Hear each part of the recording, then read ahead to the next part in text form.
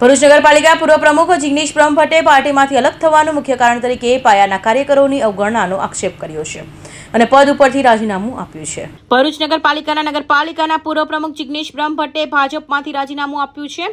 તેમણે જણાવ્યું કે પાર્ટીમાં લાંબા સમયથી કાર્યરત કાર્યકરોને યોગ્ય સ્થાન અને માન સન્માન આપવામાં આવતું નથી, જેને કારણે અસંતોષ વધ્યો છે। તેમણે વધુમાં કહ્યું કે સંગઠનમાં નિર્ણયો લેવામાં ગ્રાસરૂટ લેવલના કાર્યકરોના અવાજને અવગણવામાં આવે છે।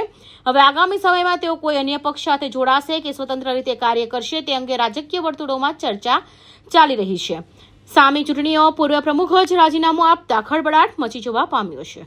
અમારા ધારાસભ્યથી અથવા સંસદ સભ્યથી કોઈ ફરિયાદ નથી, માત્ર ને માત્ર ભરૂચ જિલ્લા સંગઠન જે પાર્લામેન્ટરી બોર્ડમાં જે રજૂઆત કરેલી છે, જે પાયાના કાર્યકરોની અવગણના કરીને તેના કારણે અમે રાજીનામું આપેલ છે।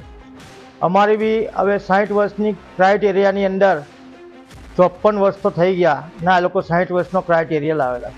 60 વર્ષનો ક્રાઇટેરિયા લાવે તો બધા માટે લાવો, એક માટે નહીં કે અમુક કાર્યકર્તા માટે નહીં। પાયાના કાર્યકર્તાઓ જે જેલમાં જઈને આવેલા, એટલી મજૂરી કરેલી ભારતીય જનતા પાર્ટીને આગળ લાવવા માટે તેની અવગણના થઈ છે, તેના કારણે જ રાજીનામું આપેલ છે। ગુજરાતમાં આગામી સમયમાં યોજનારી મહાનગરપાલિકાઓ, નગરપાલિકાઓ, જિલ્લા અને તાલુકા પંચાયતોની સામાન્ય તથા પેટા ચૂંટણીઓ માટે રાજ્ય ચૂંટણી આયોગ કમરે કસી છે।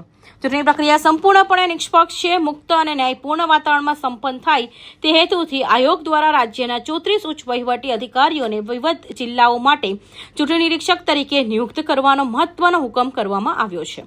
આ અધિકારીઓમાં સિનિયર IAS અધિકારીઓનો પણ સમાવેશ થાય છે, જેમને અલગ અલગ જિલ્લાઓની જવાબદારી સોંપાઈ છે। કૌશિક પટેલનો report, Hind TV news, Surat.